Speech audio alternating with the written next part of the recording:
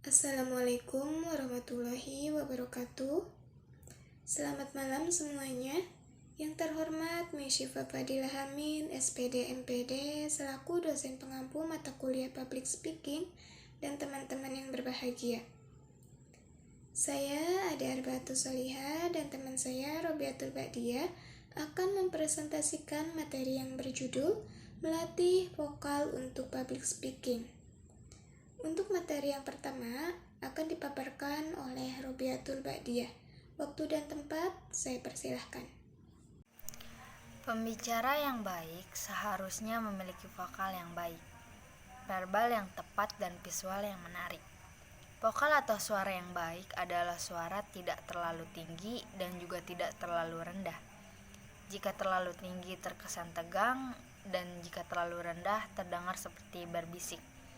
Vokal atau suara yang baik akan terdengar jelas dan menyenangkan.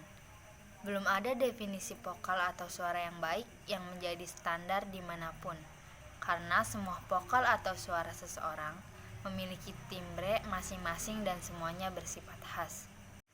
Adapun pembahasan kita kali ini yaitu yang pertama mengenai pengertian teknik vokal, yang kedua unsur-unsur teknik vokal, dan yang ketiga mengoptimalkan voice. Jenis suara pria. Suara pria terbagi 3, yaitu yang pertama tenor, merupakan suara tinggi pria. Yang kedua adalah bariton, merupakan suara antara tenor dan bass. Dan yang ketiga bass, merupakan suara rendah pria. Pengertian teknik vokal. Teknik vokal adalah cara memproduksi suara yang baik dan benar, sehingga suara yang keluar terdengar jelas, indah, merdu, dan nyaring. Cara mengeluarkan suara ini melibatkan sejumlah elemen yang dikenal dengan unsur-unsur teknik vokal.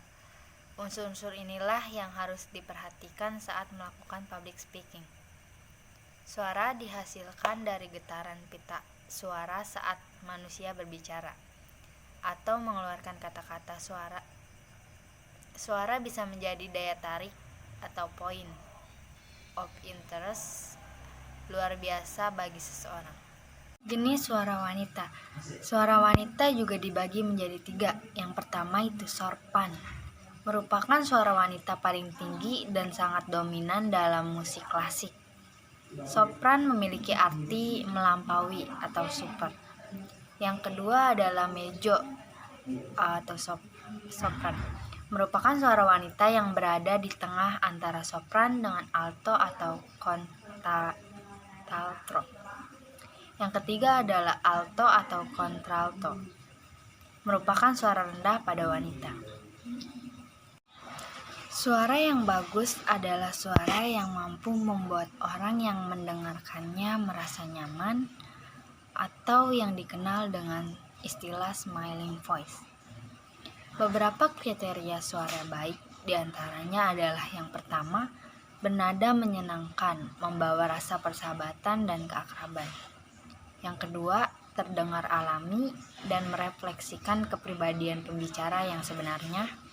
Yang ketiga, dinamis, bertenaga dan punya kekuatan meskipun saat berbicara tidak dengan nada tinggi atau keras.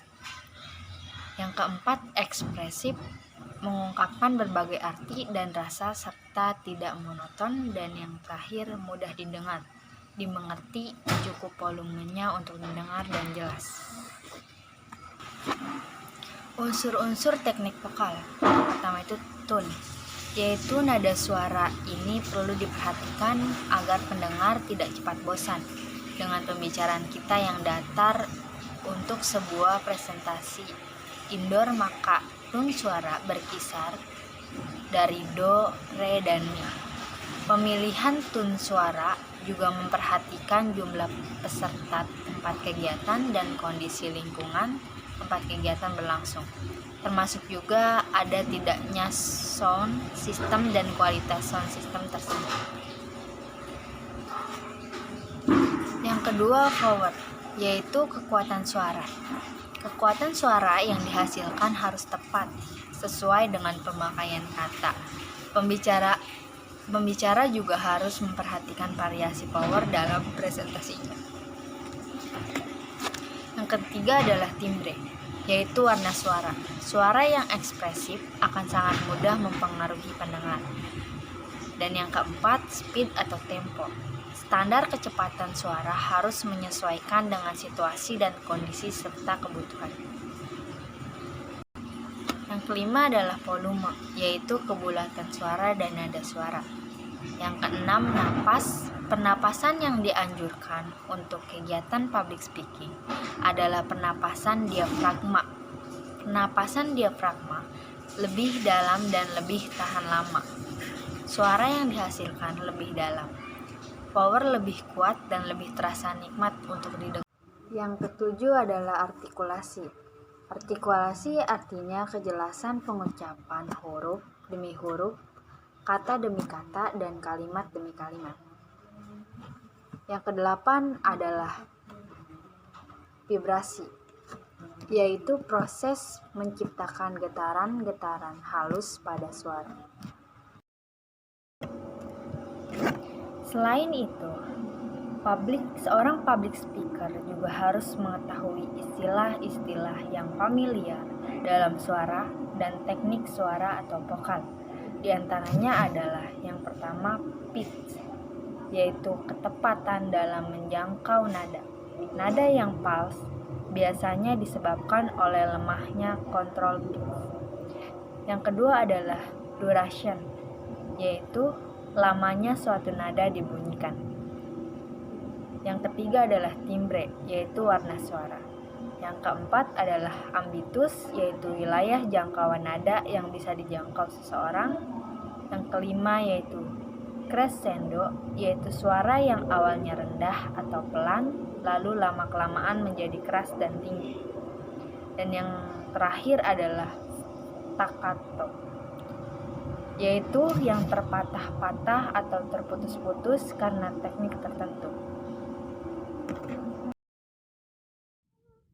Selanjutnya, untuk mengoptimalkan voice, vokal atau suara, ada beberapa latihan yang bisa dilakukan, yaitu yang pertama, latihan pengucapan huruf vokal dan konsonan, kata dan kalimat a, i, u, e, o, papi, pu, pepo, masyarakat, manusia, pergaulan, selamat pagi, dan sebagainya.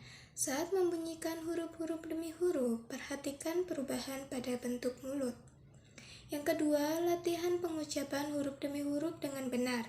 Lakukan penekanan untuk huruf-huruf yang agak sulit diucapkan dan sering salah dalam mengucapkan, seperti antara huruf F, V, dan P.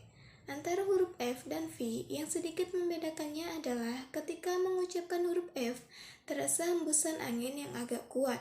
Kalau huruf V, gigi bagian atas sedikit menyentuh bibir bagian bawah. Sedangkan huruf P, B, dan M adalah huruf bibir, di mana saat mengucapkan huruf tersebut, kedua bibir harus menyatu terlebih dahulu. Yang ketiga, latihan menarik nafas lalu menyuarakan huruf-huruf vokal secara bergantian. Yang keempat, rilekskan rahang Anda dan biarkan terbuka. Bersiap-siaplah menguap dari tenggorokan, hirup dan hembuskan nafas pendek. Lalu, naikkan kecepatan nafas Anda sampai Anda terdengar seperti terengah-engah. Suara engahan itu harus berasal dari diafragma.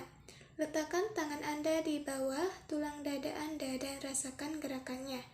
Yang kelima, rilekskan rahang Anda dan buka. Lalu hiruplah nafas panjang, lalu rasakan paru-paru Anda menekan tulang rusuk bagian bawah di pinggang atas Anda. Menekan dan meratakan diafragma yang melengkung. Yang keenam, nyalakan sebuah lilin ukuran kecil, lalu kita berlatih untuk mengosongkan paru-paru secara perlahan dan sangat tenang. Berusahalah selama mungkin antara 20-40 detik, lakukan 4-5 kali latihan. Yang ketujuh, latihan menyuarakan bunyi huruf vokal dimulai dari nada terendah sampai nada paling tinggi. Latihan nafas dan suara dengan pengucapan ers. Caranya dengan menarik nafas dalam-dalam lalu mengeluarkannya dengan mengucapkan kata ers sampai nafas habis. Ulangi sampai 10 kali setiap pagi. Ini disebut juga dengan latihan ban kempes. Caranya, tarik nafas dalam hitungan 5, tahan selama 2 detik lalu keluarkan sehemat mungkin. Perlahan sambil mengeluarkan bunyi cheese atau ors.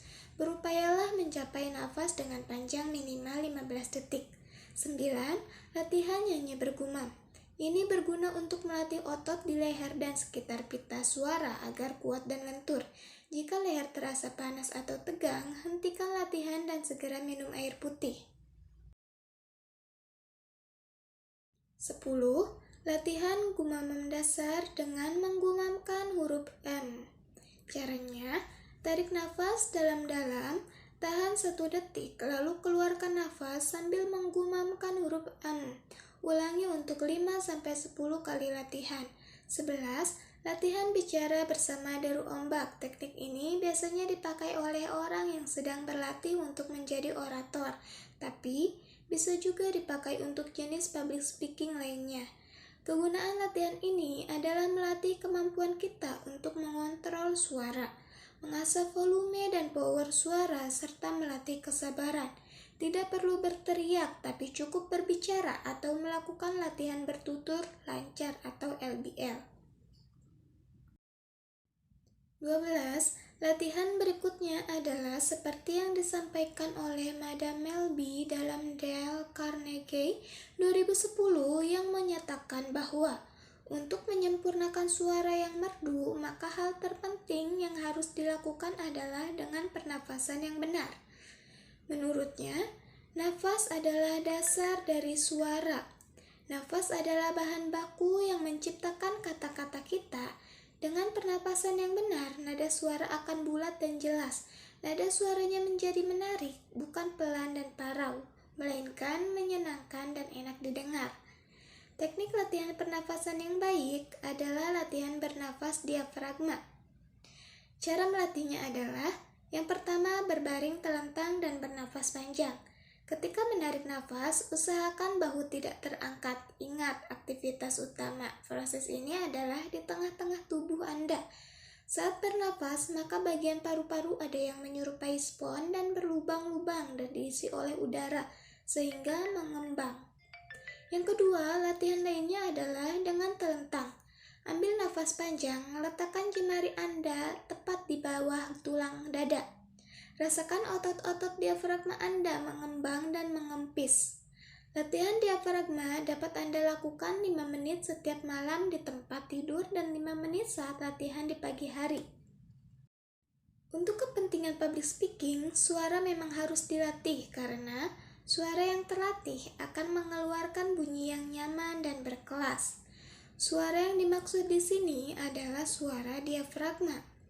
Agar mendapatkan suara yang berkualitas, seseorang harus menggunakan suara yang dilahirkan dari kelenturan diafragma atau kelenturan sekat rongga dada dan perut. Terima kasih. Mungkin cukup sekian presentasi yang dapat kami sampaikan. Kurang dan lebihnya kami mohon maaf. Wassalamualaikum warahmatullahi wabarakatuh.